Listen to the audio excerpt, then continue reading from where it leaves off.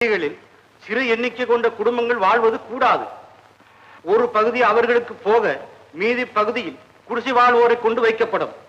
குடிசைகளை என்ன செய்வது? தேவையில்லாத காரணத்தால் குடிசைகள் கொளுத்தப்படும். தொழிலில் முதலீடு செய்பவர்களுக்கு லாபத்தில் 10% மற்றவை தொழிலாளர்களுக்கும் பிரித்து தரப்பட வேண்டும்.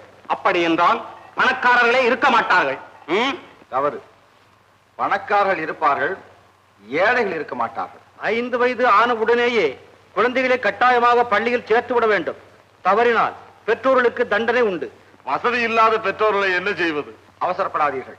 பள்ளி படிப்பு முடிந்து தொழிலில் ஈடுபடும் வரை மாணவர்களை பராமரிக்கும் பொறுப்பை அரசாங்கம் ஏற்றுக்கொள்கிறது.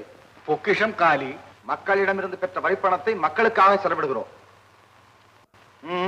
படியுங்கள். கலப்பு மனம் செய்வோருக்கு அரசாங்க செலவில் திருமணம் செய்து வைக்கப்படும். கலப்பு மனத்தில் பிறக்கும் குழந்தைகளுக்கு அரசாங்க உத்தியோகத்தின் முதல் செலவு